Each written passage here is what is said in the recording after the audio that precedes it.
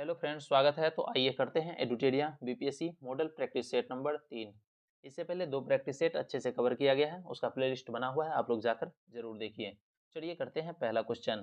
पहला क्वेश्चन है, हड़प्पा सभ्यता के समकालीन किस सभ्यता के भवनों में धूप से सुखाई गई ईंटों का प्रयोग हुआ है? तो धूप से सुखाई गई ईंटों का प्रयोग हुआ है यह मिस्र की सभ्यता में, जो हड़प्पा सभ्यता के समकालीन थे। चलिए देखते हैं अगला क्वेश्चन। क्या है, सातवाहन पूर्व बस्तियों का अस्तित्व दक्कन के अनेक स्थलों पर पाए जाने वाले निम्नलिखित में से किस प्रकार के मृदभांड से प्रमाणित होता है? तो यह लाल मृदभांड से प्रमाणित होता है, काले व लाल मृदभांड से प्रमाणित होता है, गेरुआ लेपित चित्रित मृदभांड से प्रमाणित होता है। तो इसका उत्तर हो जाएगा डी नंबर, ये सभी। अगला क्वेश्चन देख लेते हैं, क्या है, भारतीय मंदिरों में भव्य गोपुरमों को जोड़ने का श्रेय निम्नलिखित में से किस शासक को दिया जाता है? तो गोपुरम को जोड़ने का श्रेय दिया जाता है कृष्णदेव राय को, इसका सी उत्तर हो जाएगा। अगला देख लेते हैं चौथा नंबर क्वेश्चन। क्या है, सुल्तान गयासुद्दीन आजम शाह के संबंध में कौन सा कथन सत्य नहीं है? तो देख लेते हैं, फारसी शायर हाफिज उसका घनिष्ठ मित्र था, ये बिल्कुल सही है। दूसरा है, उसके चीनियों के साथ कटु संबंध थे, तो उसके चीनियों के साथ कटु संबंध नहीं थे, उसके चीनियों के साथ दोस्ती या प्रेम का संबंध था, तो यही कथन गलत है। तो हमारा उत्तर हो जाएगा बी नंबर। चलिए अगला देख लेते हैं। अगला क्वेश्चन क्या है, मुगल प्रशासन में कौन सा अधिकारी राजा और प्रशासन के बीच का मुख्य कड़ी था?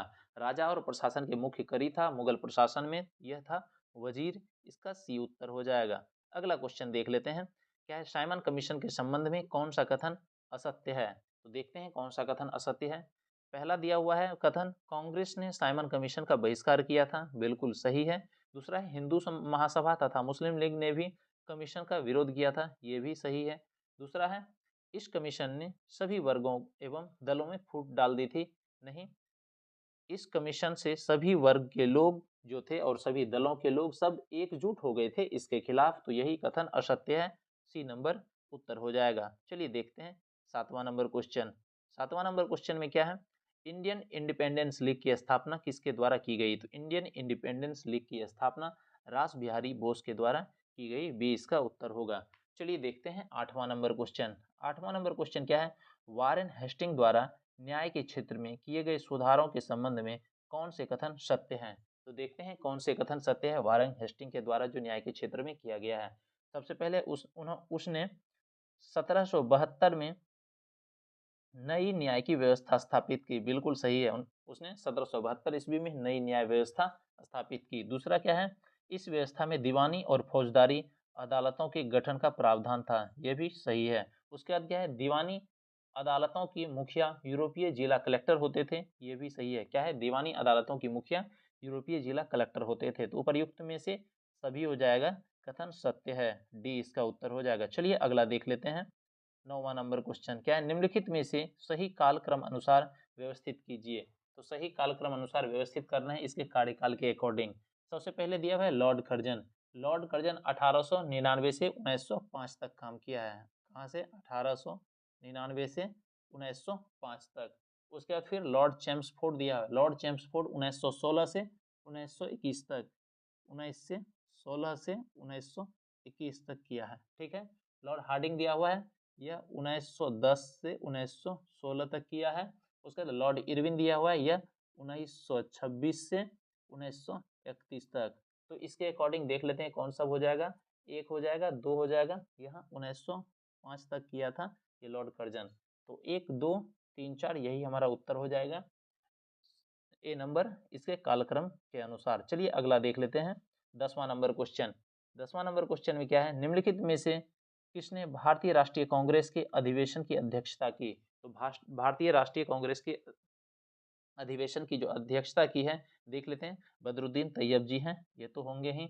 उसके बाद रमेश चंद्र दत्त है, ये भी सही है। उसके बाद गोपाल कृष्ण गोखले हैं। ये सभी जो हैं, ये तीनों 2 3 और 5, बदरुद्दीन तैयब जी, रमेश चंद्र दत्त, गोपाल कृष्ण गोखले, ये सभी भारतीय राष्ट्रीय कांग्रेस के अधिवेशन की अध्यक्षता की है। तो इसका उत्तर हो जाएगा सी नंबर, केवल 2 3 और 5। बाकी ए.ओ. ह्यूम के बारे में जान लीजिए, इन्होंने भारतीय राष्ट्रीय कांग्रेस की स्थापना की।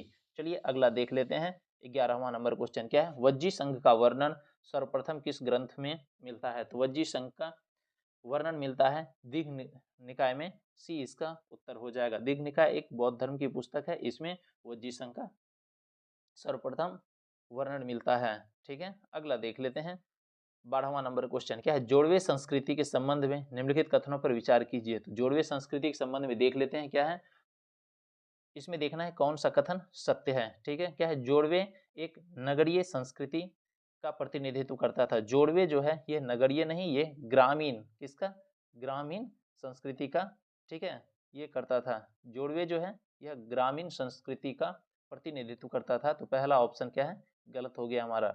दूसरा क्या है, यह कोंकण के तट प्रदेश में फैली थी, बिल्कुल सही है। उसके बाद क्या है, इमाम गांव में नगरीकरण के प्रमाण मिलते हैं, ये भी सही है। तो जोड़वे संस्कृति में जो सत्य कथन दिया हुआ है यह है 2 और 3, ऑप्शन नंबर डी हमारा सही हो जाएगा। जोड़वे संस्कृति नगरीय संस्कृति नहीं थी, ग्रामीण संस्कृति थी। चलिए देखते हैं 13वां नंबर क्वेश्चन क्या है, निम्नलिखित में से कौन सा बुद्ध मत के निर्माण की अवधारणा की सर्वश्रेष्ठ व्याख्या करता है। क्वेश्चन फिर से सुनिएगा, क्या है, निम्नलिखित में से कौन सा एक बौद्ध मत के निर्माण की अवधारणा का सर्वश्रेष्ठ व्याख्या करता है। जो सर्वश्रेष्ठ व्याख्या करता है वह तृष्णा रूपी अग्नि का शमन, ये इसका उत्तर हो जाएगा। चलिए देखते हैं उसके बाद हम लोग 14वां नंबर क्वेश्चन।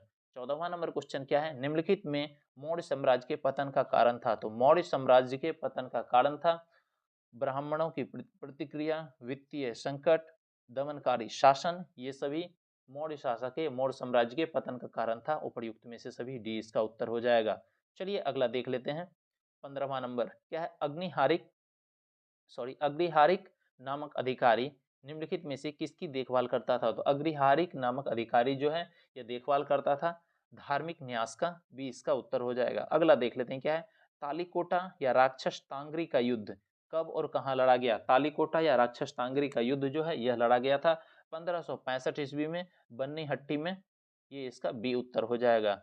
अगला देख लेते हैं क्या है, 1740 से 1748 ईस्वी के मध्य यूरोप में चला ऑस्ट्रेलियाई उत्तराधिकार का युद्ध। क्या, ऑस्ट्रेलियाई उत्तराधिकार का युद्ध किन यूरोपीय शक्तियों के मध्य हुआ था। तो 1740 से 48 के मध्य में जो यूरोप में चला था ऑस्ट्रेलियाई, ठीक है, सॉरी ऑस्ट्रियाई, ऑस्ट्रिया में अधिकार उत्तराधिकार का युद्ध चला था। कहाँ, ऑस्ट्रिया में। ये किनके बीच में चला था, तो ये चला था फ्रांसीसी और अंग्रेज के बीच में। तो ये इसका उत्तर हो जाएगा। अगला देख लेते हैं 18वां नंबर क्वेश्चन क्या है, भारतीय परिषद अधिनियम 1909 के संदर्भ में निम्नलिखित कथनों पर विचार कीजिए। तो भारतीय परिषद अधिनियम जो 1909 में आया था, इस पे देखते हैं क्या क्या कथन दिया हुआ है। इसमें देखना है कौन सा कथन सही है हमको। तो सबसे पहले दिया हुआ इसमें व्यवस्थापिका सभा के सदस्यों के आर्थिक प्रस्तावों पर बहस करने, उनके विषय में संशोधन प्रस्ताव रखने, कुछ विषयों पर मतदान करने आदि का अधिकार दिया गया था, ये सही है। ठीक है, इसमें क्या था, व्यवस्थापिका सभा के सदस्यों को आर्थिक प्रस्तावों पर बहस करने, उनके विषयों में संशोधन प्रस्ताव रखने, कुछ विषय पर मतदान करने आदि का अधिकार दिया गया था। पहला कथन सही है। दूसरा देख लेते हैं। दूसरा क्या है, गवर्नर जनरल की कार्यकारिणी में एक भारतीय सदस्य को नियुक्त करने की व्यवस्था की गई, ये भी बिल्कुल सही है। क्या है, फिर से देखिएगा दूसरा में क्या दिया हुआ है, गवर्नर जनरल के, एक मिनट,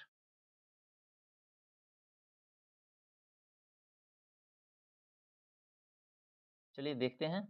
दूसरा में क्या है, गवर्नर जनरल की कार्यकारिणी में एक भारतीय सदस्य को नियुक्ति करने का व्यवस्था की गई, ये बिल्कुल सही है। तो गवर्नर जनरल की कार्यकारिणी में एक भारतीय सदस्यों को नियुक्त करने की व्यवस्था की गई, तो ये दूसरा कथन भी सत्य है। पहला भी सत्य और दूसरा भी सत्य है। पहला में क्या है, इसने व्यवस्थापिका सभा के सदस्यों को आर्थिक प्रस्तावों पर बहस करने, उनके विषय में संशोधन प्रस्ताव रखने, कुछ विषयों पर मतदान करने आदि का अधिकार दिया। दूसरा क्या है, गवर्नर जनरल की कार्यकारिणी में एक भारतीय सदस्य को नियुक्त करने की व्यवस्था की गई। तो ये दोनों कथन सत्य है। चलिए अगला देख लेते हैं क्या है, मुसलमानों को विशेष रियायत देते हुए उन्हें केंद्रीय तथा प्रांतीय विधान परिषदों में जनसंख्या के अनुपात में अधिक प्रतिनिधि भेजने का अधिकार दिया गया, किंतु मुस्लिम एवं हिंदू दोनों के लिए आय की योग्यता समान रखी गई। बिल्कुल ये गलत है। हिंदू तथा मुस्लिम के बीच में आय की योग्यता के अनुपात बराबर नहीं रखी गई थी, हिंदुओं की तुलना में मुस्लिम को कम रखा गया था। यह जो है तीसरा कथन गलत है। तो इसका जो है सही कथन है केवल 1 और 2, ये ऑप्शन सही है। चलिए देखते हैं 19वां नंबर क्वेश्चन। 19वां नंबर क्वेश्चन क्या है, ब्रिटिश संसद द्वारा अगस्त 1935 में गवर्नमेंट ऑफ इंडिया एक्ट 1935 पारित करने के उद्देश्य क्या थे? ब्रिटिश संसद द्वारा अगस्त 1935 में गवर्नमेंट ऑफ इंडिया एक्ट 1935 पारित करने का उद्देश्य क्या थे? चलिए देखते हैं। इसमें सबसे पहला कथन है, भारत में संवैधानिक सुधारों की गति को तेज करते हुए भारतीयों की विधायिका में भागीदारी बढ़ाना। ये बिल्कुल सही है। दूसरा है, संवैधानिक सुधारों के माध्यम से कांग्रेस में फूट डालकर उसे तोड़ना। ये भी सही है। ठीक है, ये भी उसका नीति था, जो कांग्रेस में फूट डालकर उसको तोड़ना है। उसके बाद तीसरा फिर क्या है, संवैधानिक सुधारों द्वारा राष्ट्रवादियों को संतुष्ट करने का प्रयास, ताकि वे किसी आंदोलन को पुनः उन्मुख ना करे। ये भी सही है। तो इसका 1, 2, 3 तीनों सत्य कथन है। ठीक है, उसके बाद देख लेते हैं 20वां नंबर क्वेश्चन क्या है, गांधी इरविन समझौते में निम्नलिखित में से क्या सम्मिलित थे? तो गांधी इरविन समझौते में जो सम्मिलित थे, ये इसमें राउंड टेबल कॉन्फ्रेंस में भाग लेने के लिए कांग्रेस को आमंत्रित करना। ये भी सही है। ठीक है, गांधी इरविन समझौते में जो राउंड टेबल कॉन्फ्रेंस में कांग्रेस को भाग लेने के लिए आमंत्रित करना, ये था गांधी इरविन समझौते में। ठीक है, अगला देख लेते हैं क्या है, सविनय अवज्ञा आंदोलन के संबंध में जारी किए गए अध्यादेश को वापस लेना। ये भी सही है। उसके बाद देख लेते हैं तीसरा कथन क्या है। तीसरा कथन है, पुलिस पर ज्यादतियों की जांच करने हेतु गांधी जी की सुझाव की स्वीकृति। ये कथन गलत है। जो पुलिस की जाति होती थी, उस पर गांधी जी के स्वीकार को अस्वीकार कर लिया था। जो गांधी जी स्वीकृति दी थी, उसको अस्वीकार किया था। तो इसका ये कथन गलत है। उसके बाद केवल उन्हीं कैदियों को रिहाई करना जिस पर हिंसा का अभियोग नहीं था। ये भी सही है। तो इसके अनुसार उत्तर हो जाएगा 1, 2 और 4। ये हो जाएगा बी नंबर ऑप्शन। चलिए अगला देख लेते हैं 21वां नंबर क्वेश्चन क्या है। 21वां नंबर, जालियांवाला बाग हत्याकांड के विरोध में निम्नलिखित में किसने वायसराय की कार्यकारी परिषद से त्यागपत्र दे दिया था? तो वायसराय की कार्यकारी परिषद से त्यागपत्र दे दिया था जालियांवाला हत्याकांड के विरोध में, क्या है, सर शंकर नायर। सी इसका उत्तर हो जाएगा। अगला देख लेते हैं 22वां नंबर क्वेश्चन क्या है, वेलेजली द्वारा की गई सहायक संधि की शर्तों के संदर्भ में निम्नलिखित कथनों पर विचार कीजिए। तो वेलेजली द्वारा जो सहायक संधि की शर्त थी, उसके संदर्भ में देखते हैं क्या क्या कथन है।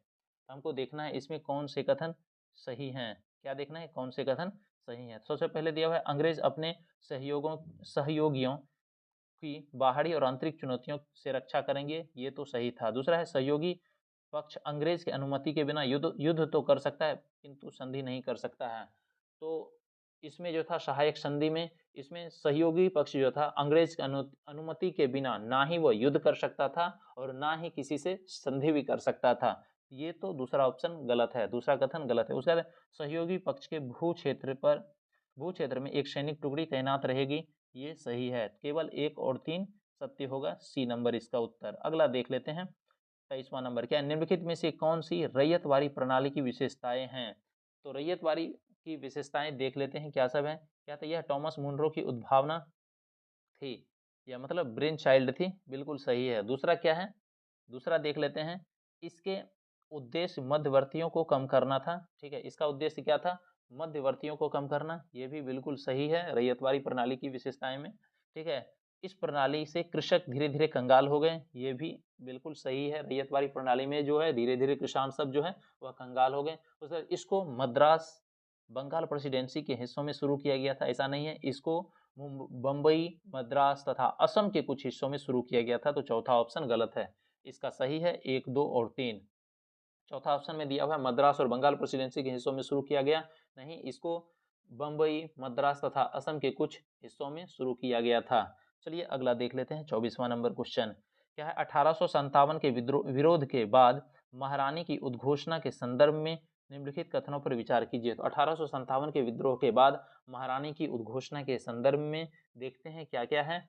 सबसे पहले दिया हुआ है, इसने राज्य हड़प नीति को समाप्त कर देशीय राजकुमारों को अधिकारों की मान्यता प्रदान की। बिल्कुल सही है, हड़प नीति को खत्म कर दिया।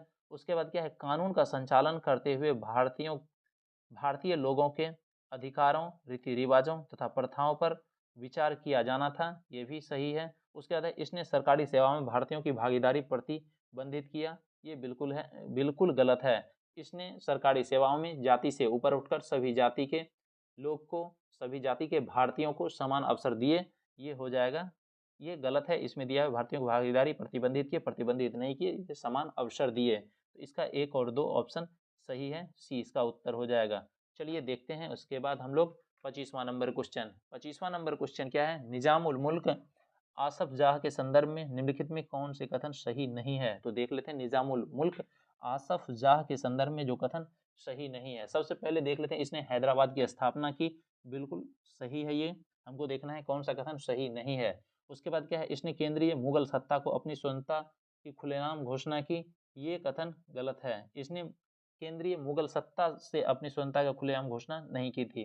तो जो हमको इसमें असत्य कथन या कथन सही नहीं है वो बी नंबर है, यही हमारा उत्तर हो जाएगा। चलिए अगला देख लेते हैं 26वां नंबर क्वेश्चन। 26वां नंबर क्वेश्चन है, शाह आलम द्वितीय के बारे में निम्नलिखित में से कौन सा कथन सही है। तो देखना है शाह आलम द्वितीय के बारे में कौन सा कथन सत्य है।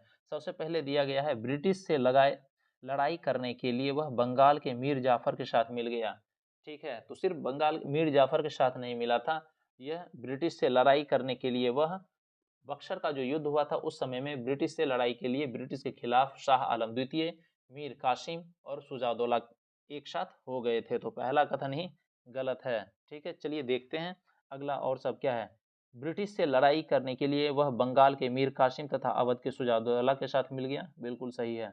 क्या है, ब्रिटिश ने उसे बक्सर के युद्ध में पराजित कर दिया था, ये भी सही है। ठीक है, उसके बाद क्या, वह इलाहाबाद की संधि द्वारा ब्रिटिश की पेंशन भोगी बनकर रह गए, ये भी सही है। तो इसका 2, 3, 4 हो जाएगा शाह आलम द्वितीय के बारे में। तो ऑप्शन नंबर 2, 3, 4 किस में है, ए नंबर में है, यही हमारा सही है। ठीक है, चलिए देखते हैं 27वां नंबर क्वेश्चन क्या है। भारतीय राष्ट्रीय कांग्रेस ने अपने किस वार्षिक अधिवेशन में स्वराज की प्राप्ति को अपना मुख्य लक्ष्य घोषित किया था। तो स्वराज की प्राप्ति को अपना मुख्य लक्ष्य घोषित किया था, यह कलकत्ता अधिवेशन 1906 में, ये इसका उत्तर हो जाएगा। चलिए अगला क्वेश्चन देख लेते हैं क्या है, निम्नलिखित में से कौन सा प्रावधान लखनऊ समझौता 1916 के अंतर्गत शामिल नहीं था। तो जो लखनऊ समझौता 1916 के अंतर्गत शामिल नहीं था वह देख लेते हैं कौन सा था। सबसे पहले क्या है, इन्होंने मुस्लिम लीग द्वारा कांग्रेस के उत्तरदायी शासन की मांग को स्वीकार नहीं किया था। इन्होंने कांग्रेस के क्या है, मुस्लिम लीग द्वारा कांग्रेस के उत्तरदायी शासन की मांग को स्वीकार किया था, ऐसा नहीं है जो नहीं किया था। तो पहला ही ऑप्शन गलत है। ठीक है, इसमें क्या पूछ रहा है, निम्नलिखित में से कौन सा प्रावधान लखनऊ समझौता 1916 के अंतर्गत शामिल नहीं था। तो पहला क्या दिया हुआ है, मुस्लिम लीग द्वारा कांग्रेस के उत्तरदायी शासन की मांग को स्वीकार नहीं किया जाना, नहीं, इसमें स्वीकार किया गया था। पहला कथन असत्य है, गलत है, यही हमारा उत्तर हो जाएगा, ए नंबर। चलिए अगला देख लेते हैं। उसके बाद 29वां नंबर क्वेश्चन क्या है, पॉथर डॉबी उपन्यास पुस्तक संबंधित है। तो पॉथर डॉबी जो है क्या है, पॉथर डॉबी यह शरत चंद्र चट्टोपाध्याय से संबंधित है, 20 का उत्तर हो जाएगा। चलिए अगला देख लेते हैं क्या है, चंद्रशेखर आजाद कब और किस स्थान पर पुलिस से मुठभेड़ करने में शहीद हो गए थे। तो चंद्रशेखर आजाद जो है यह 1931 में अल्फ्रेड पार्क में पुलिस से मुठभेड़ करते हुए ये शहीद हो गए थे। तो कहाँ शहीद हुए थे, 1931 ईस्वी में अल्फ्रेड पार्क इलाहाबाद में ये शहीद हो गए थे। तो 30 का ए हो जाएगा उत्तर। चलिए अगला देख लेते हैं क्वेश्चन क्या है, 31वां नंबर, क्या राष्ट्रपति पर महाभियोग प्रक्रिया के संबंध में निम्नलिखित कथनों पर विचार कीजिए। तो राष्ट्रपति पर महाभियोग लगाया जाता है अनुच्छेद 61 के तहत। ठीक है, इसमें देख लेते हैं, सदन में ऐसा प्रस्ताव लाने से 14 दिन पूर्व इसकी सूचना राष्ट्रपति को देनी होती है, बिल्कुल सही है। उसके बाद देख लेते हैं, ऐसा प्रस्ताव लाने वाले सदन के कम से कम 1/4 सदस्यों का हस्ताक्षर होना आवश्यक है, ये भी सही है। उसके बाद क्या है, इसमें राष्ट्रपति को अपना पक्ष स्वयं रखने अथवा अपने प्रतिनिधि द्वारा रखने की अवसर प्राप्त होता है, ये भी सही है। सब महाभियोग के लिए सही कथन है, तो ये सभी उत्तर हो जाएगा डी नंबर। इसमें क्या कहता है, कौन से कथन सही है, तो सभी कथन सत्य है। चलिए अगला देख लेते हैं 32वां नंबर क्वेश्चन क्या है, सूची 1 सूची 2 को मिलाइए और सूचियों के नीचे दिए गए कूट की सहायता से सही उत्तर का चयन कीजिए। तो देख लेते हैं, एक तरफ दिया हुआ है अनुच्छेद और उससे रिलेटेड क्या सब्जेक्ट है, विषय है, देख लेते हैं। सबसे पहले दिया हुआ है ग्राम पंचायत का गठन। तो ग्राम पंचायत का गठन अनुच्छेद 40 के तहत होता है, तो ये एक का 4 हो जाएगा। ठीक है, दूसरा क्या दिया हुआ है, समान नागरिक संहिता, ये अनुच्छेद 44 के तहत आता है, तो बी का 1 हो जाएगा। उसके बाद दिया है कृषि एवं पशुपालन। तो कृषि एवं पशुपालन दिया गया है अनुच्छेद 48 के तहत, तो ये 2 हो जाएगा, सी का। उसके बाद न्यायपालिका वो कार्यपालिका का पृथक्करण, ये अनुच्छेद 50 में दिया हुआ है, तो इसका डी का 3 हो जाएगा। 4, 1, 2, 3 देखते हैं कितने नंबर ऑप्शन में है, सी में है, तो यही हमारा उत्तर हो जाएगा। चलिए अगला देख लेते हैं 33वां नंबर क्वेश्चन क्या है, सर्वोच्च न्यायालय अपने मूल क्षेत्राधिकार के अंतर्गत किन विषयों की सुनवाई कर सकता है? तो सर्वोच्च न्यायालय अपने मूल क्षेत्राधिकार के अंतर्गत जो विषय की सुनवाई कर सकता है वह है ऐसे विवाद जिसमें एक तरफ भारत सरकार हो तथा दूसरी तरफ एक या एक से अधिक राज्यों की सरकारें हो। ये सी इसका उत्तर हो जाएगा। चलिए अगला देख लेते हैं। 34वां नंबर क्या है? 73वें एवं 74वें संविधान संशोधन द्वारा प्रदत्त व्यवस्था के अनुसार, तो देख लेते हैं प्रदत्त व्यवस्था के अनुसार क्या सब दिया गया था। इसमें देखना है कौन सा कथन हमको सही नहीं है, ये देखना है। क्वेश्चन में पूछ रहा है जो 73वें एवं 74वें संविधान संशोधन द्वारा प्रदत्त व्यवस्था के अनुसार देखना है क्या क्या पहले सही है। क्या एक मिनट, इसमें दिया हुआ है स्थानीय स्वशासी निकायों की चुनाव नियमित रूप से करना संवैधानिक बाध्यता है। ये बिल्कुल सही है, मतलब संविधान के तहत जो स्वशासी अपने शासन के निकायों के लिए, ठीक है, स्थानीय स्थानीय स्वशासी निकायों के लिए चुनाव की नियमित करना ये संवैधानिक बाध्यता है, बिल्कुल है। संविधान के अकॉर्डिंग जो है स्थानीय चुनाव होना नियमित रूप से चाहिए, ठीक है। दूसरा क्या है? 1/3 पद महिलाओं के लिए आरक्षित रहेगी, ये भी सही है। 73वें 74वें संविधान संशोधन के प्रदत्त व्यवस्था है ये सब। उसके बाद क्या है? हर राज्य में पंचायत एवं नागरिक चुनाव कराने के लिए राज्य चुनाव आयोग नामक स्वतंत्र संस्था का गठन किया गया, ये भी बिल्कुल सही है। तीसरा भी सही है ऑप्शन। उसके बाद क्या है? स्थानीय स्वशासी निकायों की सत्ता में भागीदारी हर राज्य में एक समान होगी, ये गलत है, ठीक है। स्थानीय स्वशासी निकायों की सत्ता की भागीदारी में हर राज्य में एक समान कैसे हो सकती है? यह जो है राज्य के विधानमंडल के हाथ में होता है, तो इसीलिए हर राज्य में अलग अलग भी हो सकता है। तो ये कथन जो है चौथा गलत है।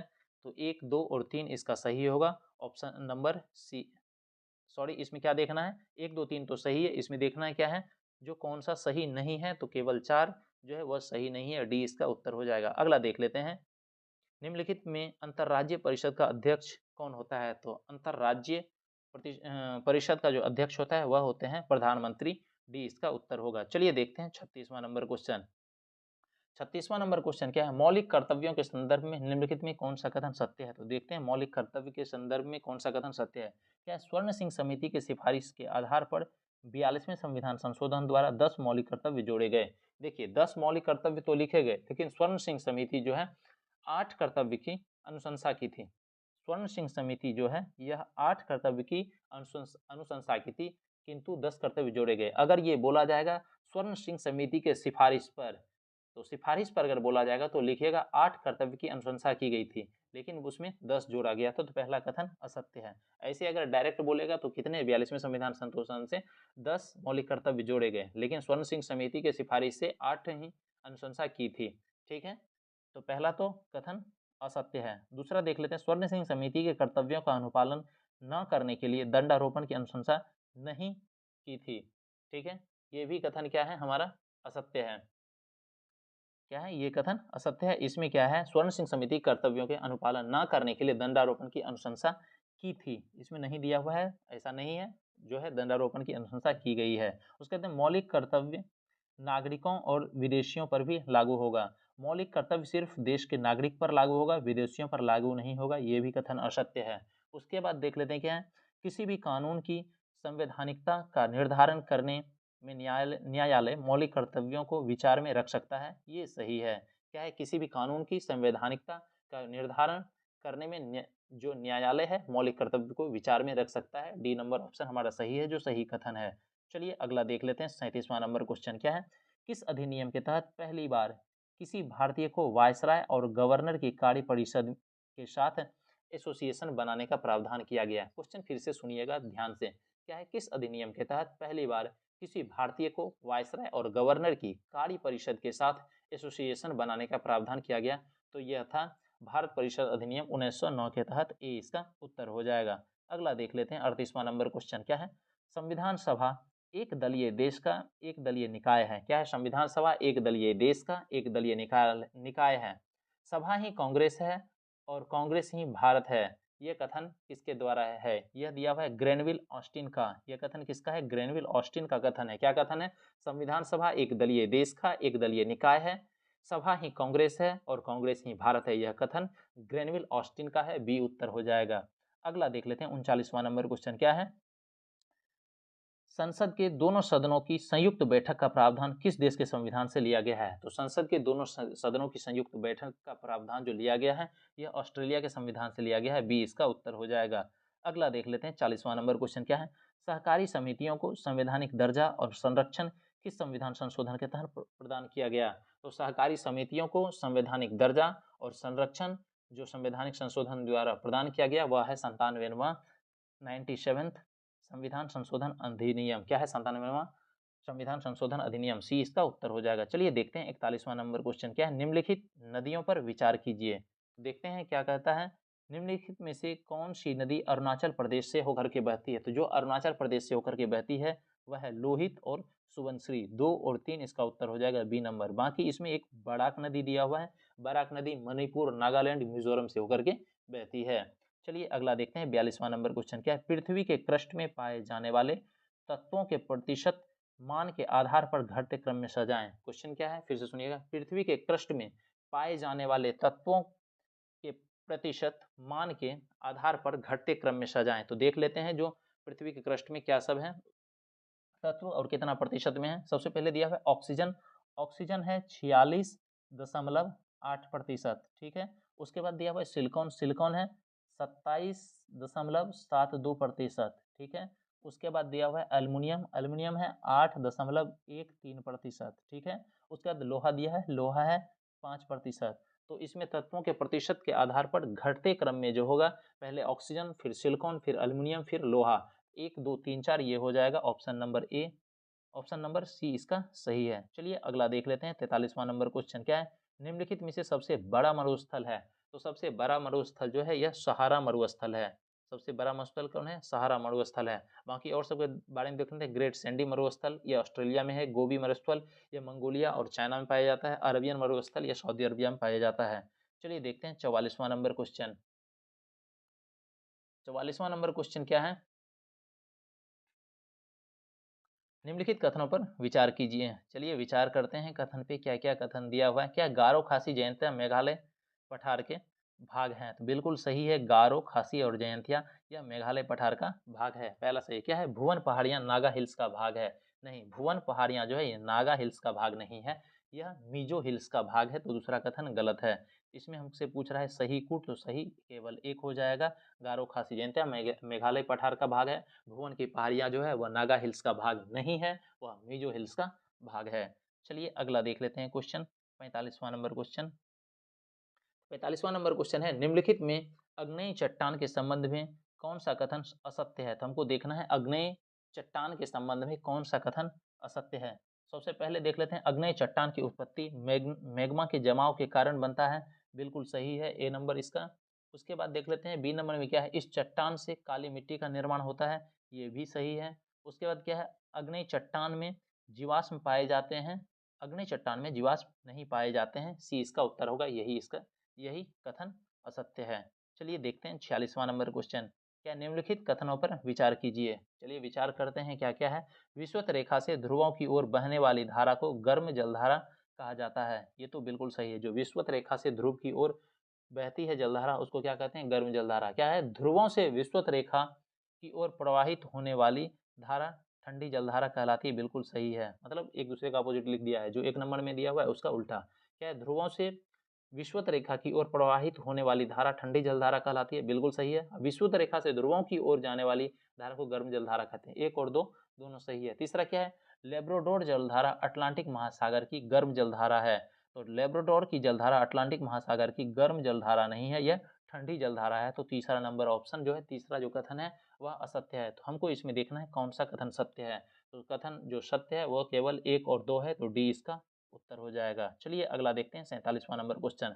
क्या निम्नलिखित में से किस महासागर में सबसे चौड़ी महाद्वीपीय मग्न तट है? ठीक है, तो देख लेते हैं महासागर में मतलब कौन से महासागर हैं जिसमें सबसे चौड़ी महाद्वीपीय मग्न तट स्थित है। तो यह आर्कटिक महासागर, ये इसका सी उत्तर हो जाएगा। अगला देख लेते हैं क्वेश्चन क्या है। लाल एवं पीली मृदा निम्नलिखित में से किस जैव पदार्थ की कमी पाई जाती है? तो लाल एवं पीली मृदा में जो जैव पदार्थ की कमी पाई जाती है उसमें नाइट्रोजन की कमी होती है, फास्फोरस की कमी होती है, ह्यूमस की कमी होती है, ये सभी जो है इसकी कमी होती है। तो डी इसका उत्तर हो जाएगा उपर्युक्त में एक से अधिक। चलिए देख लेते हैं उसके बाद 49वां नंबर क्वेश्चन क्या है, निम्नलिखित में से किस उपग्रह को चारों ओर स्पष्ट विलय है। तो निम्नलिखित में से किस उपग्रह के चारों ओर स्पष्ट विलय है, तो चारों ओर स्पष्ट विलय है बृहस्पति, शनि और अरुण के, ये इसका उत्तर हो जाएगा। अगला देख लेते हैं क्या है, मंगोलायड प्रजाति क्या है, मंगोलायड प्रजाति निम्नलिखित में से किस क्षेत्र में निवास करते हैं। तो मंगोलायड प्रजाति जो है यह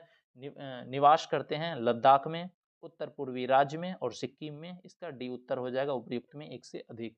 चलिए देखते हैं 51वां नंबर क्वेश्चन, इसमें क्या है हमको मिलान करना है, ठीक है, सूची 1 से सूची 2 को, एक तरफ दिया हुआ है संबंधित क्षेत्र, दूसरी तरफ स्थानांतरित कृषि, ठीक है, कौन सी कृषि किस संबंधित क्षेत्र में होता है ये हमको देखना है। सबसे पहले देखना है पश्चिमी घाट, पश्चिमी घाट में जो कृषि होती है वह है कुमाड़ी, यह ए का 4 हो जाएगा। दूसरा है दक्षिण पूर्वी राजस्थान, तो दक्षिण पूर्वी राजस्थान में वाल्ट्रे होता है कृषि, तो बी का हो जाएगा 2। उसका है उत्तर पूर्वी भारत, उत्तर पूर्वी भारत में जो खेती होती है वह होती है झूम, ये हो जाएगा 3 सी का।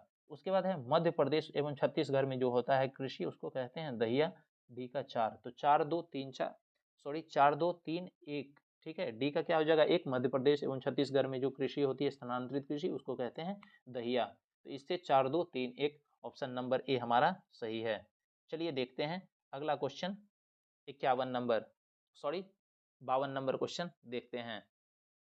तो 52 नंबर क्वेश्चन में क्या दिया हुआ है, खनिजों की विशेषता के संदर्भ में निम्नलिखित में कौन सा कथन असत्य है। देखते हैं खनिजों की विशेषताओं के संदर्भ में निम्नलिखित में से कौन सा कथन असत्य है। तो देखते हैं असत्य कथन कौन सा है, क्या आता है, इसका निर्माण प्राकृतिक प्रक्रियाओं द्वारा होता है, तो बिल्कुल सही है। होता है खनिजों का एक रासायनिक संगठन होता है, ये भी सही है। कहते हैं केवल भौतिक परिस्थिति का परिणाम होते हैं, ये गलत है, ठीक है, केवल भौतिक नहीं, जब हम देख रहे हैं प्राकृतिक प्रक्रियाओं से भी होता है, तो इसमें केवल भौतिक परिस्थितियों का परिणाम नहीं लिख सकते हैं, तो ये हमारा ऑप्शन असत्य है, गलत है, तो यही सी हमारा उत्तर हो जाएगा। बाकी इसका वितरण असमान होता है, ये भी सही है, तो सी हमारा उत्तर हो जाएगा जो कथन असत्य है। अगला देख लेते हैं 53वां नंबर क्या है, ऊर्जा के परंपरागत स्रोतों के संदर्भ में नीचे दिए गए विकल्पों में कौन सम्मिलित है। तो देखना है क्या है, ऊर्जा के परंपरागत स्रोतों के संदर्भ में नीचे दिए गए विकल्पों में कौन सा सम्मिलित है, तो ये देखना है। सबसे पहले देख लेते हैं कोयला, ठीक है, और पेट्रोलियम और प्राकृतिक गैस, ये सब तो एक से जुड़े हुए हैं, ये सम्मिलित है। जल विद्युत जो है इससे अलग है, तो ये परंपरागत स्रोत जो है ऊर्जा का, इसमें जल विद्युत ये तीनों से डिफरेंट है, बाकी कोयला, प्राकृतिक गैस, पेट्रोलियम जो है ये सब सम्मिलित है। तो इसका उत्तर हो जाएगा 1, 2 और 3, ये ऑप्शन नंबर सी हो जाएगा इसका।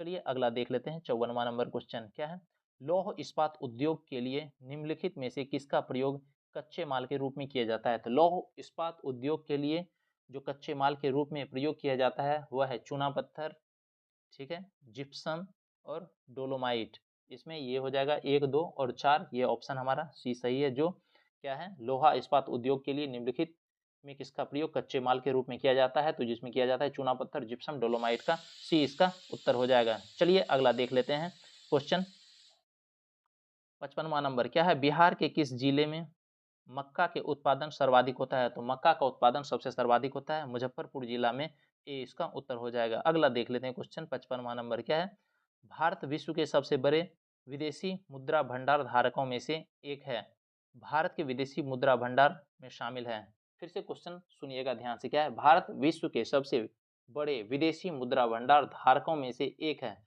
भारत के विदेशी मुद्रा भंडार में शामिल है, तो क्या सब शामिल है, विदेशी मुद्रा संपत्ति, ठीक है, सोने का भंडार, विशेष आहरण अधिकरण मतलब एसडीआर, ये तीनों शामिल हैं, हो जाएगा इसका उत्तर 1, 2, 3 डी नंबर, ठीक है। क्या थे, कूट का प्रयोग करते हुए सही उत्तर का चयन कीजिए, तो 1, 2, 3 सभी सम्मिलित हैं, विदेशी मुद्रा संपत्ति, सोने का भंडार, विशेष आहरण अधिकार।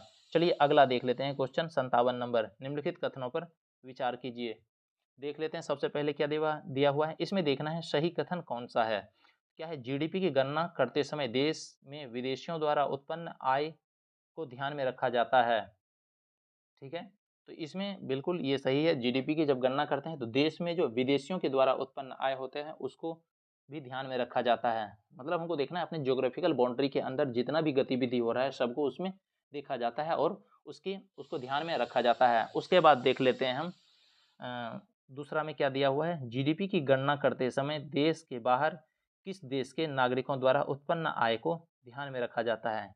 अगला क्या है, जीडीपी की गणना करते समय देश के बाहर, तो देश के बाहर नहीं, हम देख रहे हैं क्या, ज्योग्राफिकल बाउंड्री के अंदर, मतलब हमारे देश के अंदर के नागरिकों द्वारा जो उत्पन्न आय है उसको रखा जाएगा। तो दूसरा गलत है और सिर्फ पहला सही है। तो हमको सही कथन देखना था, तो सही केवल एक है, ये इसका सही हो जाएगा। अगला देख लेते हैं 58 नंबर, क्या निम्नलिखित में से कौन मुद्रा के अवमूल्यन का सबसे संभावित प्रभाव है। क्वेश्चन फिर से सुनिए, क्या है, निम्नलिखित में से कौन मुद्रा के अवमूल्यन का सबसे संभावित प्रभाव होगा। तो सबसे संभावित प्रभाव होगा अवमूल्यन के लिए, तो निर्यात में वृद्धि, बी इसका उत्तर हो जाएगा। देखते हैं उसके बाद 59वां नंबर क्वेश्चन।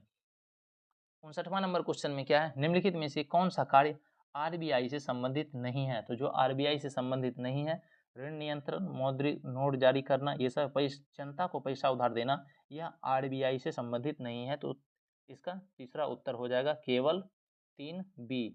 ठीक है, अगला देख लेते हैं क्वेश्चन 60वां नंबर, क्या है, भारत को आत्मनिर्भर एवं स्व उत्पादक अर्थव्यवस्था के रूप में स्थापित करने का प्राथमिक लक्ष्य किस पंचवर्षीय योजना का था। तो भारत को आत्मनिर्भर व स्व उत्पादक अर्थव्यवस्था के रूप में स्थापित करने के लिए करने का प्राथमिक लक्ष्य जो था, यह तीसरी पंचवर्षीय योजना में रखा गया था। तो इसका सी उत्तर हो जाएगा। अगला देख लेते हैं, क्या है, वित्तीय कार्यवाही कार्यबल, क्या है, वित्तीय कार्यवाही कार्यबल के संबंध में निम्नलिखित कथनों पर विचार कीजिए। तो वित्तीय कार्यवाही कार्यबल के संबंध में देख लेते हैं कथन क्या है, इसमें हमको देखना है सही कथन। सबसे पहले देख लेते हैं, क्या, यह वैश्विक धन शोधन और आतंकी वित्त पोषण पर निगरानी रखने वाला संस्था है, बिल्कुल सही है। फिर से सुनिए, क्या है, यह वैश्विक धन शोधन और आतंकी वित्त पोषण पर निगरानी रखने वाली संस्था है, वित्तीय कार्रवाई कार्यबल। उसके बाद देख लेते हैं, क्या है, इसका उद्देश्य क्या है, इसका उद्देश्य अंतर्राष्ट्रीय वित्तीय प्रणाली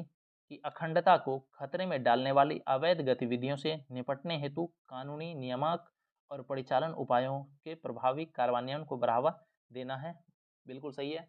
फिर से सुनिएगा और ध्यान से सुनिएगा, क्या है, इसका उद्देश्य अंतर्राष्ट्रीय वित्तीय प्रणाली के अखंडता को खतरे में डालने वाली अवैध गतिविधियों से निपटने हेतु कानूनी, नियामक और परिचालन उपायों के प्रभावी कार्यान्वयन को बढ़ावा देना है, ये भी सही है। भारत FATF मतलब वित्तीय कार्रवाई कार्यबल का सदस्य है, ये भी सही है। तो इसका जो है 1, 2 और 3 तीनों कथन सत्य है और सही है।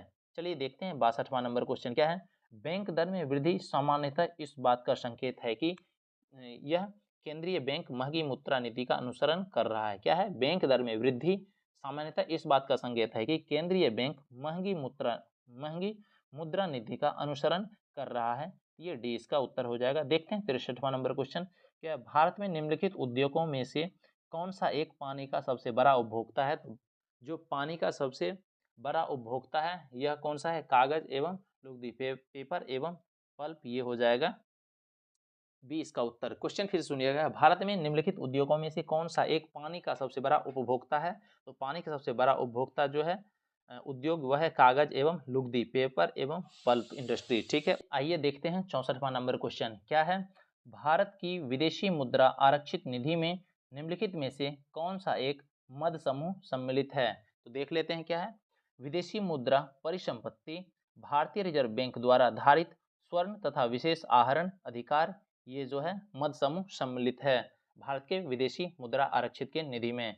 चलिए अगला देख लेते हैं 65वां नंबर क्वेश्चन, क्या है, साधन लागत पर सकल घरेलू उत्पाद के बराबर क्या होता है। तो साधन लागत पर सकल घरेलू उत्पाद बराबर होता है बाजार कीमत पर सकल घरेलू उत्पाद घटा परोक्ष कर जोड़ सब्सिडी, इसका उत्तर हो जाएगा सी। क्या है, बाजार कीमत पर सकल घरेलू उत्पाद घटा परोक्ष कर जोड़ सब्सिडी। चलिए अगला देखते हैं 66वां नंबर क्वेश्चन, क्या है, निम्नलिखित में से कौन सा कथन सही है। तो हमको सही कथन देखना है। सबसे पहले देख लेते हैं, इसमें क्या है, प्रियांश लघुत्तम स्वजीवी कोशिकाएं हैं, ये गलत है। उसके बाद क्या है, माइकोप्लाज्मा की कोशिका भित्ति एमिनो शर्करा से बनी होती है, ये भी गलत है। उसके बाद यह विषाणु एकल तंतु RNA अणु से बने होते हैं, ये सही है। तो हमारा सही हो जाएगा जो कथन, क्या है, विषाणु एकल तंतु RNA अणु से बने होते हैं, तो सी इसका उत्तर हो जाएगा। चलिए देखते हैं 67वां नंबर, इसमें हमको क्या करना है, मिलान करना है सूची 1 से सूची 2 को। एक तरफ गति के प्रकार दिया हुआ है, दूसरी तरफ वस्तुओं की गति दिया हुआ है। सबसे पहले देख लेते हैं क्या है, वृत्तीय गति, ठीक है, जिसको सर्कुलर मोशन कहते हैं, ठीक है, सर्कुलर स्पीड कहेंगे। इसका हो जाएगा पृथ्वी की परितः चंद्रमा की गति, ठीक है, तो इसका ए का 3 हो जाएगा। अगर वृत्तीय गति पूछेगा तो क्या हो जाएगा, पृथ्वी के परितः चंद्रमा की गति। दूसरा है घूर्णन गति। घूर्णन गति लट्टू को अपने अक्ष पर घूमना, यह है घूर्णन गति, बी का हो जाएगा 4। उसके है आवर्ती गति। आवर्ती गति हो जाएगा घड़ी के दोलक की गति, ये हो जाएगा 1, सी का। उसके बाद दिया हुआ है सरल रेखीय गति। तो सरल रेखीय गति नदी के प्रवाह की गति होती है, ये हो जाएगा डी का 2। तो इस तरह से 3, 4, 1, 2 जो हो जाएगी, यह बी ऑप्शन में दिया हुआ है, यही सही होगा। चलिए देखते हैं 68वां नंबर क्वेश्चन। 68वां नंबर क्वेश्चन में क्या दिया हुआ है, जब कुएं से पानी की बाल्टी को ऊपर खींचते हैं तो हमें महसूस होता है कि बाल्टी पानी की सतह के ऊपर भारी हो गई। मतलब पानी के अंदर वो हल्का रहता है और जैसे ही पानी सतह से ऊपर होती है तो यह भारी, मतलब भारी लगने लगता है। तो यही इसमें पूछ रहा है, जब कुएं से पानी की बाल्टी ऊपर खींचते हैं तो हमें महसूस होता है कि बाल्टी पानी की सतह से ऊपर भारी हो गई है, ये इसका उत्तर होगा। अगला देख लेते हैं 69वां नंबर क्वेश्चन क्या है, जब सितार और बांसुरी पर एक ही स्वर बजाया जाए तो उनसे उत्पन्न ध्वनि का भेद निम्नलिखित अंतर के कारण किया जाता है। फिर से सुनिए क्या है, जब सितार और बांसुरी पर एक ही स्वर बजाया जाए तो उससे उत्पन्न ध्वनि का भेद निम्नलिखित में अंतर के कारण किया जाता है। तो वह है ध्वनि गुणता के कारण जो है उसमें ध्वनि भेद का पता चलता है, मतलब अलग अलग ध्वनि का पता चलता है। चलिए देखते हैं अगला क्वेश्चन 70वां नंबर क्या है, कपड़ों पर लगे हल्दी के दाग जब क्षारकीय प्रकृति वाला साबुन रगड़ते हैं तब उस धब्बे का रंग भूरा लाल हो जाता है। ऐसा इसलिए होता है क्योंकि हल्दी जो है वह एक प्राकृतिक सूचक है, सी इसका उत्तर हो जाएगा। अगला देख लेते हैं 71वां नंबर क्वेश्चन।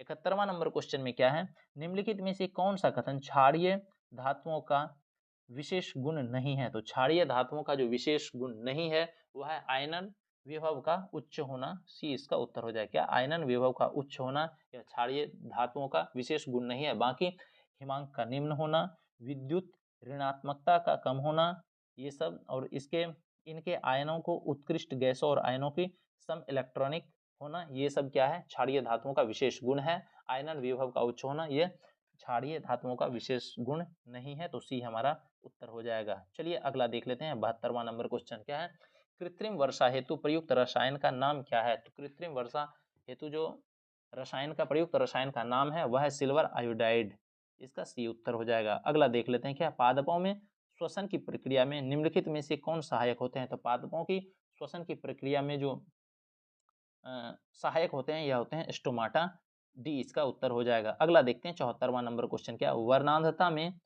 हीमोफीलिया किस प्रकार की आनुवंशिक बीमारी है। तो हीमोफीलिया जो है यह जो बीमारी है यह एक्स लिंग संलग्न अप्रभावी रोग है या विकार है, सी इसका उत्तर हो जाएगा। क्या एक्स लिंग संलग्न अप्रभावी रोग या विकार है, जिसमें क्या होता है वर्णांधता एवं हीमोफीलिया की आनुवंशिक बीमारी है, सी इसका उत्तर हो जाएगा। अगला देख लेते क्या है, उबलते हुए जल की तुलना में उसी ताप की भाप प्रायः अधिक गंभीर जलन देती है, इसका कारण क्या है।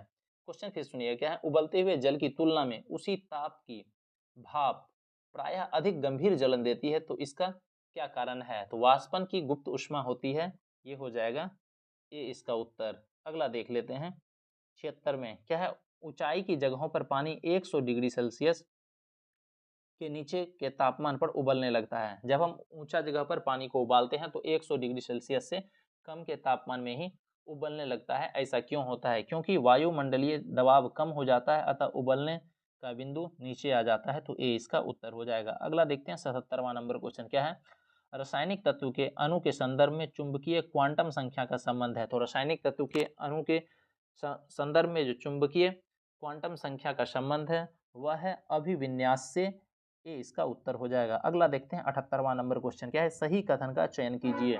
तो सही कथन का चयन क्या होगा, आवर्त सारणी में बाएं से दाएं जाने पर संयोजी इलेक्ट्रॉन की संख्या बढ़ती है, बिल्कुल सही हो जाएगा। चलिए अगला देख लेते हैं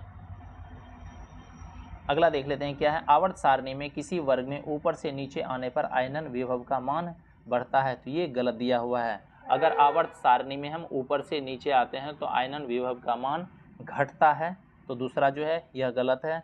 इसमें हमको देखना था कौन सही है, तो एक सही है, ए इसका हो जाएगा। चलिए देख लेते हैं। उसके बाद 79वां नंबर क्वेश्चन। 79वां नंबर क्वेश्चन क्या है। यीस्ट का उपयोग वाइन क्या है, यीस्ट का उपयोग वाइन और बियर उद्योग में किया जाता है क्योंकि यह श्वसन करता है। यीस्ट का उपयोग वाइन और बियर उद्योगों में किया जाता है क्योंकि यह श्वसन करता है क्या चीज, अवायवीय रूप के अल्कोहल का उत्पादन। ठीक है, यह श्वसन करता है क्या, अवायवीय रूप के अल्कोहल का उत्पादन। सी इसका उत्तर हो जाएगा। अगला देख लेते हैं 80 नंबर क्या है। निम्नलिखित में से पुष्पीय पादप में लैंगिक जनन का सही क्रम क्या है। तो पुष्पीय पादप में लैंगिक जनन का सही क्रम जो है यह है सबसे युग्मक जनन, परागकण, निषेचन, फल एवं बीज, उसके बाद अंकुरण। ये हो जाएगा बी इसका उत्तर क्या है, युग्मक जनन, परागकण, निषेचन, फल एवं बीज, उसके बाद अंकुरण।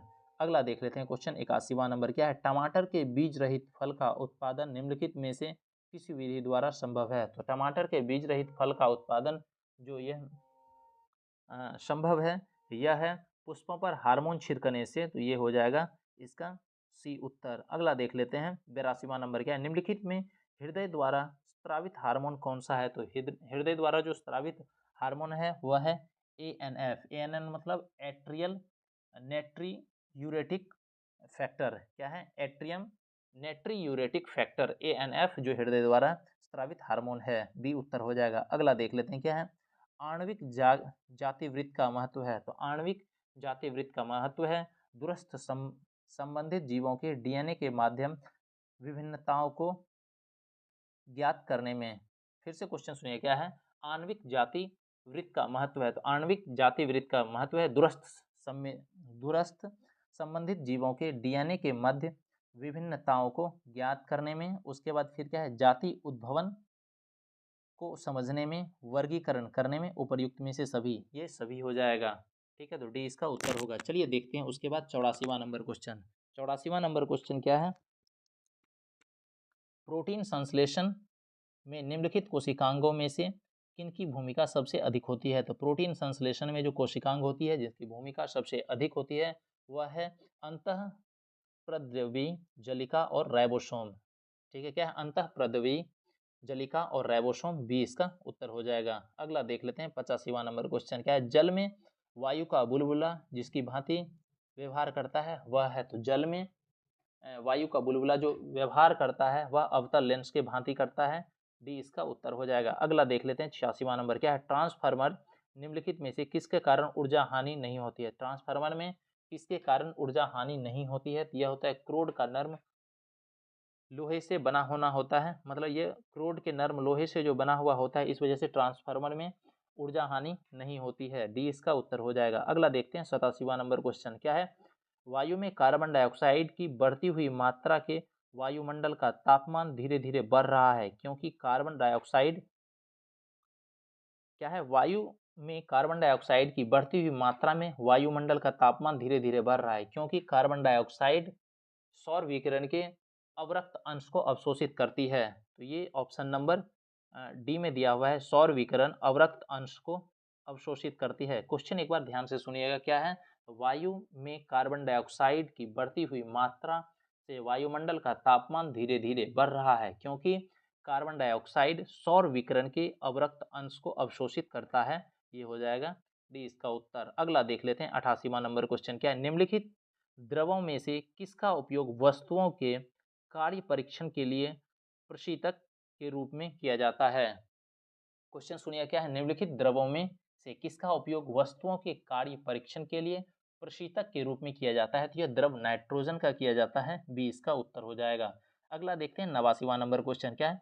मिश्र धातु में किस पदार्थ के संयोग के निष्कलंक इस्पात मतलब स्टेनलेस स्टील अचुंबकीय हो जाता है। तो मिश्र धातु में किस पदार्थ के संयोग से निष्कलंक इस्पात मतलब स्टेनलेस स्टील अचुंबकीय हो जाता है। तो यह निकिल के निकल पदार्थ के कारण ये हो जाएगा सी इसका उत्तर। अगला देख लेते हैं 90वां नंबर क्या है। कोशिका में बाह्य आवरणों के संदर्भ में निम्नलिखित में से कौन सा कथन असत्य है। तो हमको देखना है कौन सा कथन असत्य है जो कोई कोशिका के बाह्य आवरण के संदर्भ में है। तो इसमें जो असत्य कथन है वह है कवकों की क्या है, कवकों की कोशिका भित्ति भी पादपों की भांति सेलुलोज से बनी होती है। ये कथन असत्य है। ठीक है, इसमें कोशिका झिल्ली वसा दोहरी परत की बनी होती है जिसके अंदर धसे हुए एवं बाहर चिपके हुए प्रोटीन के अणु पाए जाते हैं। ये सही है।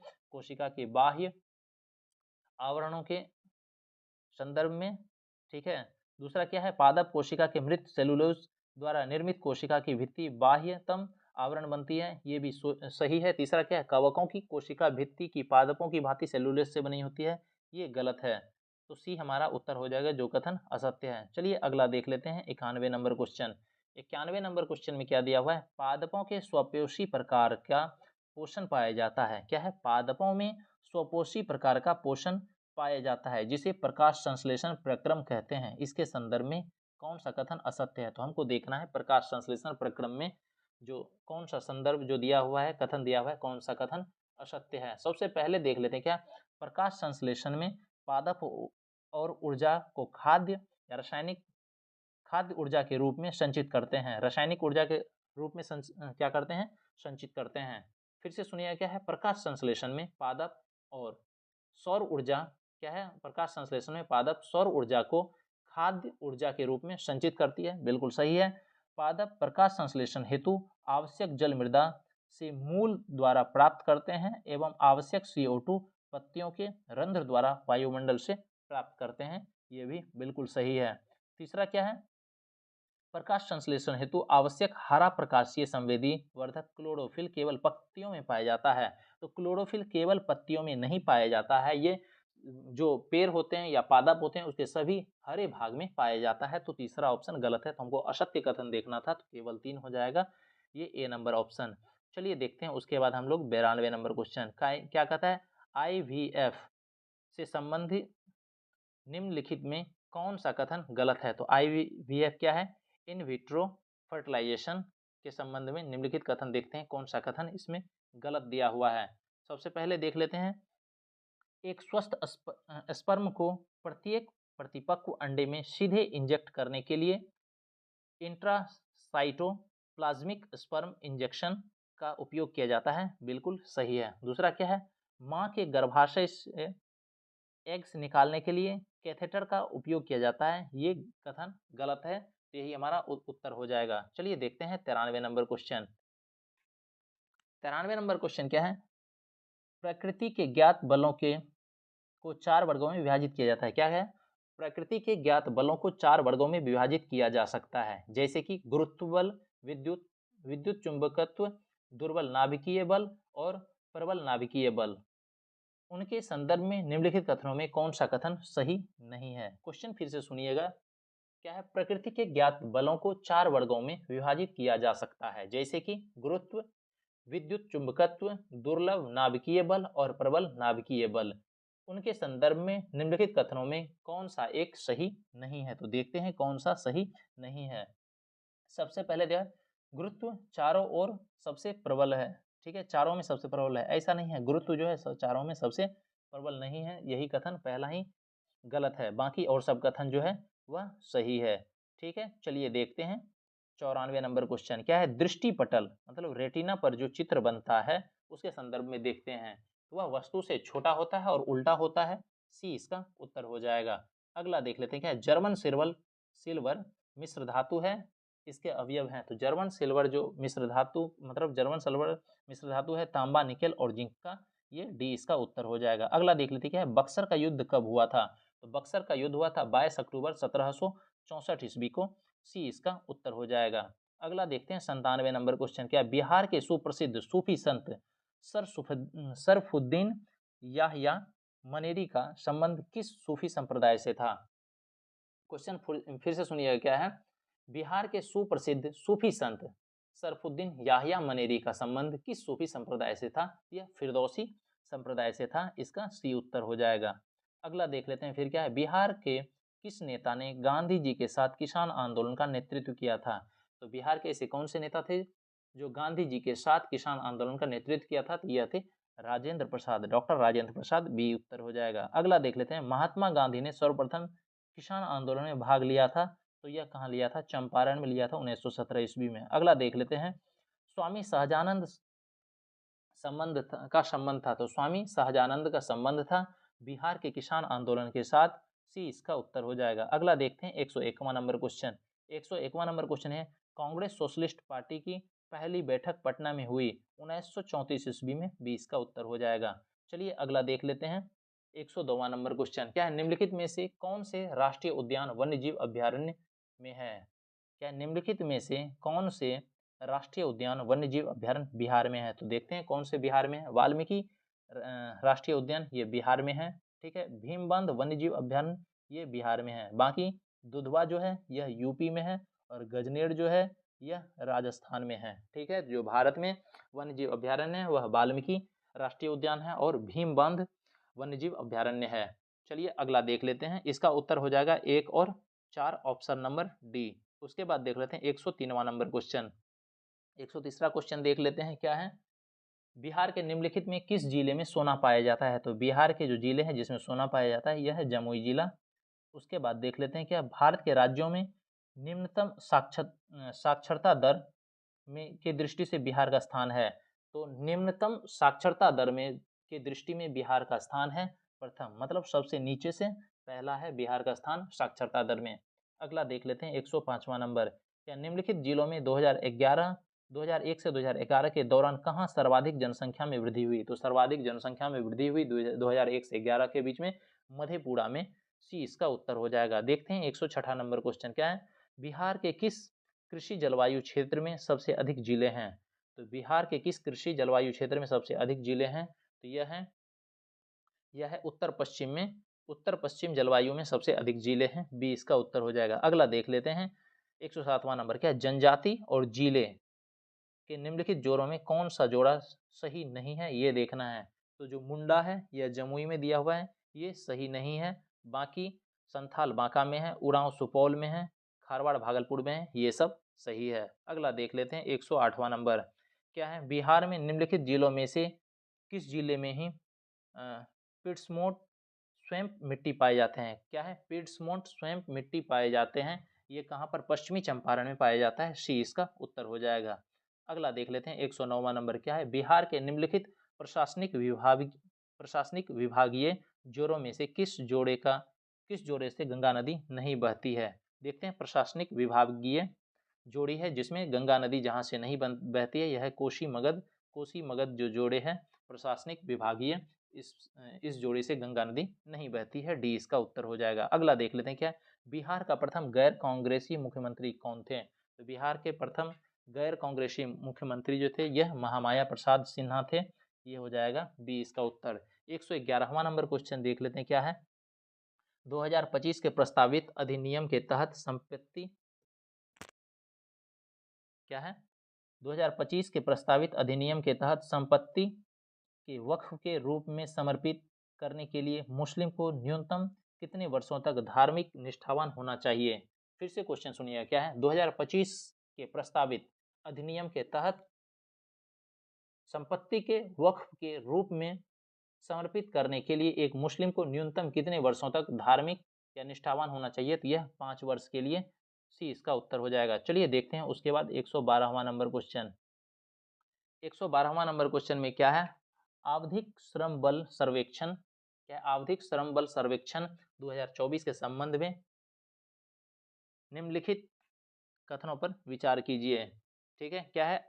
आवधिक श्रम बल सर्वेक्षण 2024 के संबंध में निम्नलिखित कथनों पर विचार कीजिए। तो देख लेते हैं, इसमें से हमको सत्य कथन देखना है। क्या देखना है? सत्य कथन को। तो यह अंतर्राष्ट्रीय श्रम संगठन द्वारा जारी किया जाता है। ये किसके द्वारा? यह अंतर्राष्ट्रीय श्रम संगठन द्वारा जारी किया जाता है।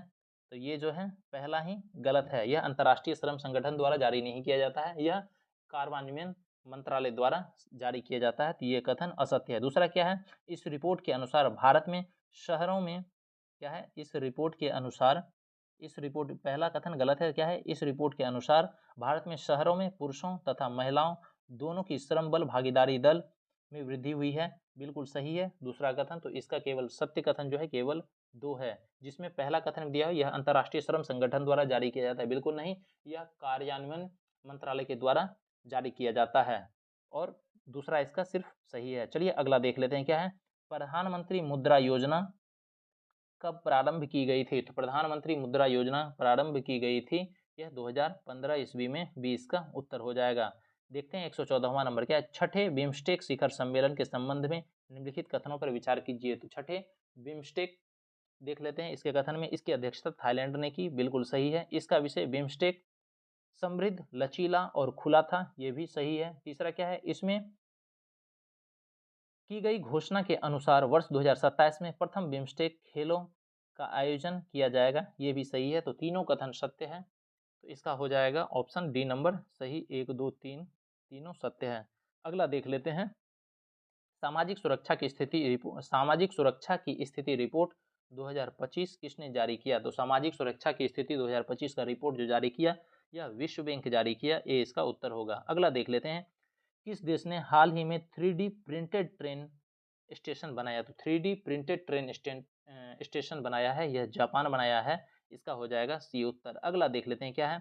हाल ही में किस देश ने भारत के साथ असैन्य परमाणु क्षेत्र में सहयोग बढ़ाने हेतु भारत के छोटे मॉड्यूलर रिएक्टर बनाने की घोषणा की है? तो भारत में छोटे मॉड्यूलर रिएक्टर बनाने की जो घोषणा की है यह कौन किया है? संयुक्त राज्य अमेरिका किया है, ये इसका उत्तर हो जाएगा। क्वेश्चन फिर से सुनिए क्या है। हाल ही में किस देश ने भारत के साथ असैन्य परमाणु क्षेत्र में सहयोग बढ़ाने हेतु भारत में छोटे मॉड्यूलर रिएक्टर बनाने की घोषणा की है? तो ये घोषणा की है यूएसए, संयुक्त राज्य अमेरिका। अगला देख लेते हैं क्या है। आईआईएम अहमदाबाद अपना पहला विदेशी परिसर सितंबर 2025 में कहाँ खोलेगा? तो आईआईएम अहमदाबाद अपना पहला विदेशी परिसर 2025 में खोलेगा दुबई में, सी इसका उत्तर हो जाएगा। अगला देखते हैं 119वां नंबर क्वेश्चन क्या है। एथलीट पासपोर्ट प्रबंधन इकाई का मुख्य उद्देश्य क्या है?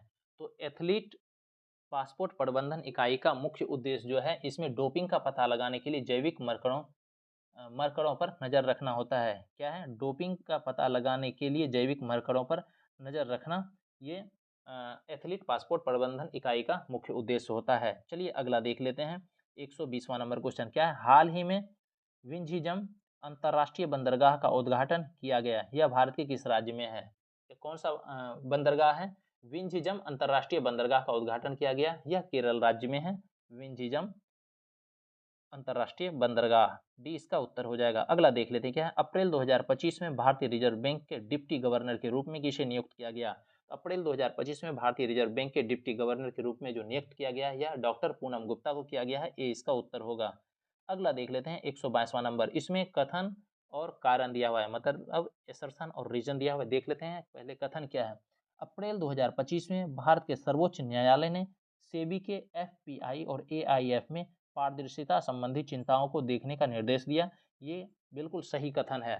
दूसरा इसका कारण देख लेते हैं क्या है।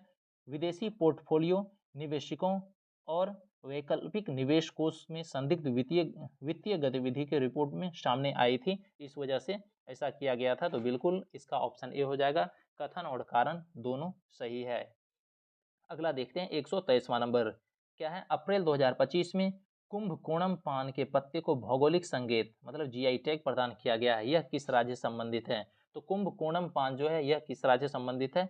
यह तमिलनाडु से संबंधित है, जिसको कि जीआई टैग प्रदान किया गया है। अगला देखते हैं 124वां नंबर क्वेश्चन। 124वां नंबर क्वेश्चन क्या है।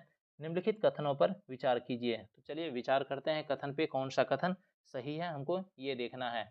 क्या है। विश्व स्वास्थ्य दिवस 2025 का थीम स्वास्थ्य शुरुआत आशाजनक भविष्य मातृ और नवजात शिशु स्वास्थ्य पर केंद्रित है, जिसका उद्देश्य वैश्विक नीति कार्रवाई को गति देना है, बिल्कुल सही है। दूसरा है यह दिवस विश्व स्वास्थ्य संगठन WHO की स्थापना के उपलक्ष्य में 7 अप्रैल को मनाया जाता है, जो 1948 में स्थापित हुआ था, बिल्कुल सही है। 1 और 2 दोनों सत्य है, सी इसका ऑप्शन सही होगा।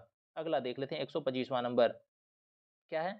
अप्रैल 2025 में वाइब कोडिंग चर्चा में रहा। क्या अप्रैल 2025 में वाइब कोडिंग चर्चा में रहा, यह किससे संबंधित है? तो वाइब कोडिंग जो है यह संबंधित है जनरेटिव एआई से, बी इसका उत्तर हो जाएगा। देखते हैं 126वां नंबर क्वेश्चन। 126वां नंबर क्वेश्चन क्या है। अप्रैल 2025 में जारी डिजिटल थ्रेट रिपोर्ट 2024 जो भारत की पहली BFSI क्षेत्र विशिष्ट साइबर सुरक्षा रिपोर्ट है, किसके द्वारा संयुक्त रूप से तैयार की गई? क्वेश्चन फिर से सुनिए, क्या है? अप्रैल 2025 में जारी डिजिटल थ्रेट रिपोर्ट 2024 जो भारत की पहली BFSI क्षेत्र विशिष्ट साइबर सुरक्षा रिपोर्ट है, किसके द्वारा संयुक्त रूप से तैयार की गई? यह CERT-IN और CSIRT FIN और SISA के द्वारा किया गया, 20 का उत्तर हो जाएगा। अगला देख लेते हैं 127वां नंबर क्वेश्चन, क्या निम्नलिखित कथनों पर विचार कीजिए। चलिए देखते हैं इसमें कौन सा कथन सही है। इसमें देखना सबसे पहले क्या है, बिहार की विधानसभा में महिला प्रतिनिधित्व का प्रतिशत राष्ट्रीय औसत 9% से अधिक है, बिल्कुल सही है। दूसरा क्या है, बिहार में पंचायती राज संस्थाओं में महिला प्रतिनिधित्व 50% से अधिक है, जो 2006 में लागू आरक्षण नीति का परिणाम है, ये भी सही है। तो दोनों कथन सत्य है, ए और 2। चलिए देख लेते हैं 128वां नंबर क्वेश्चन, क्या है, INS वर्षा जो अप्रैल 2025 में चर्चा में रहा, निम्नलिखित में से क्या है? तो INS वर्षा जो अप्रैल 2025 में चर्चा में रहा, यह एक परमाणु संचालित पनडुब्बियों का संचालन है, संचालन और रखरखाव बेस है। ठीक है, क्या है? INS वर्षा परमाणु संचालित पनडुब्बियों का संचालन और रखरखाव बेस है, 20 का उत्तर हो जाएगा। देखते हैं 129वां नंबर क्वेश्चन, क्या निम्नलिखित कथनों पर विचार कीजिए। देखते हैं कौन सा कथन इसमें सही है, हमको सही कथन देखना है। अप्रैल 2025 में भागवत गीता और नाट्य शास्त्र को यूनेस्को के memory of the world world क्या है, memory of the world register में शामिल किया गया, जिससे भारत की कुल प्रविष्टियां 14 हो गई। क्वेश्चन क्या है, हमको देखना है कौन सा कथन सही है। सबसे पहला कथन क्या है, अप्रैल 2025 में भागवत गीता और नाट्य शास्त्र को यूनेस्को के memory of the world register में शामिल किया गया, जिससे भारत की कुल प्रविष्टियां 14 हो गई, ये सही है। दूसरा क्या है, भागवत गीता को इस रजिस्टर में शामिल करने की पहल बिहार के सासाराम के डॉक्टर मयंक ने की, जो नालंदा विश्वविद्यालय में अध्यापक है, ये भी सही है। 1 और 2 दोनों कथन सही है, सी इसका उत्तर हो जाएगा। देखते हैं 130वां नंबर, क्या अप्रैल 2025 में पहली ट्रेन में क्या अप्रैल 2025 में भारत में पहली ट्रेन में ATM मशीन की स्थापना पंचवटी एक्सप्रेस में की गई, यह सुविधा किसके सहयोग से शुरू की गई? तो अप्रैल 2025 में भारत की पहली ट्रेन में ATM मशीन की स्थापना पंचवटी एक्सप्रेस में जो की गई, यह किसके सहयोग से की गई? तो यह बैंक ऑफ महाराष्ट्र के सहयोग से की गई है। चलिए अगला देखते हैं 131वां नंबर क्वेश्चन। 131वां नंबर क्वेश्चन क्या है, अप्रैल 2025 में सिमलीपाल टाइगर रिजर्व को भारत का 107वां राष्ट्रीय उद्यान घोषित किया गया, यह ओडिशा का कौन सा राष्ट्रीय उद्यान है? तो ये ओडिशा का दूसरा राष्ट्रीय उद्यान है, सिमलीपाल राष्ट्रीय उद्यान। पहला होगा भितरकनिका। चलिए अगला देख लेते हैं 132वां नंबर, क्या है, निम्नलिखित कथनों पर विचार कीजिए। तो देखते हैं क्या क्या कथन दिया हुआ है, हमको देखना है सही कथन। क्या है, चीन द्वारा अप्रैल 2025 में परीक्षित गैर विखंडित हाइड्रोजन बम मैग्नीशियम हाइड्राइड का उपयोग करता है, जो पारंपरिक परमाणु हथियारों की तुलना में कोई रेडियोधर्मी प्रभाव उत्पन्न नहीं करता है, ये भी कथन जो है सही है, सत्य कथन है। फिर से सुनिएगा, क्या है, चीन द्वारा अप्रैल 2025 में परीक्षित गैर विखंडित हाइड्रोजन बम मैग्नीशियम हाइड्राइड का उपयोग करता है, जो पारंपरिक परमाणु हथियार की तुलना में कोई रेडियोधर्मी प्रभाव उत्पन्न नहीं करता है। दूसरा क्या है कथन, यह NPT और CTBT जैसे अंतर्राष्ट्रीय संधियों को दरकिनार कर सकता है, ये भी सही है। तो इसका 1 और 2 दोनों कथन सत्य है। अगला देख लेते हैं 133वां नंबर क्वेश्चन, क्या है, 100% इलेक्ट्रिक वाहन 100% इलेक्ट्रिक वाहन मतलब इलेक्ट्रिक व्हीकल को अपनाने के लक्ष्य को किस देश ने प्राप्त किया है? तो यह नॉर्वे प्राप्त किया है, ये इसका उत्तर हो जाएगा। अगला देख लेते हैं क्वेश्चन, ध्यान से सुनिएगा, क्या अप्रैल 2025 में भूटान ने अपनी अर्थव्यवस्थाओं को बढ़ावा देने और युवा मस्तिष्क पलायन को कम करने के लिए हरित क्रिप्टो की को अपनाने की घोषणा की। इस पहल में किस नवीनकरणीय ऊर्जा स्रोत का उपयोग करके क्रिप्टो की खनन किया जा रहा है? तो क्रिप्टो की खनन किया जा रहा है, यह जल विद्युत से, सी इसका उत्तर हो जाएगा। अगला देख लेते हैं 135वां नंबर क्वेश्चन, क्या है, अप्रैल 2025 में बिहार में बिजली कोटे में 1820 मेगावाट की वृद्धि के लिए निम्नलिखित में से कौन सी नई यूनिट सबसे अधिक बिजली योगदान देगी? तो यह चौसा थर्मल पावर यूनिट एक सबसे ज्यादा योगदान देगी। अगला देख लेते हैं 36वां नंबर क्वेश्चन क्या है, केंद्रीय सड़क एवं परिवहन राजमार्ग मंत्रालय 2024 की रिपोर्ट के अनुसार 2014 से 2024 तक बिहार में राष्ट्रीय राजमार्ग की लंबाई कितने प्रतिशत में वृद्धि हुई है। तो राष्ट्रीय राजमार्ग में कितने प्रतिशत, 36% की वृद्धि हुई है। अगला देख लेते हैं 137वां नंबर क्वेश्चन क्या है, निम्नलिखित कथनों पर विचार कीजिए। देख लेते हैं क्या सब कथन दिया हुआ है। क्या मुख्यमंत्री नीरा संवर्धन योजना के तहत नीरा के फर्मेंटेशन को रोककर इसको शुद्ध और स्वास्थ्यवर्धक उपयोग को सुनिश्चित करना एक प्रमुख दायित्व है। बिल्कुल सही है। फिर से सुनिएगा कथन एक, क्या मुख्यमंत्री नीरा संवर्धन योजना के तहत नीरा के फर्मेंटेशन को रोककर इसके शुद्ध और स्वास्थ्यवर्धक उपयोग को सुनिश्चित करना प्रमुख दायित्व है। तो पहला कथन सही है। दूसरा क्या है, मुख्यमंत्री नीरा संवर्धन योजना के तहत मद्य निषेध विभाग के अधिकारियों को बिहार के विभिन्न जिलों में नीरा उत्पादन और बिक्री की निगरानी की जिम्मेदारी दी गई है। बिल्कुल सही है। तीसरा क्या है, यह योजना अप्रैल से जुलाई 2025 तक तारी सीजन के लिए लागू की गई है और जीविका समूह के साथ मिलकर कार्यान्वित की जा रही है। तो ये तीनों कथन सही है। इसका डी नंबर हो जाएगा। आज के लिए इतना ही, और इस तरह के प्रैक्टिस सेट के लिए चैनल को सब्सक्राइब जरूर कीजिए। धन्यवाद।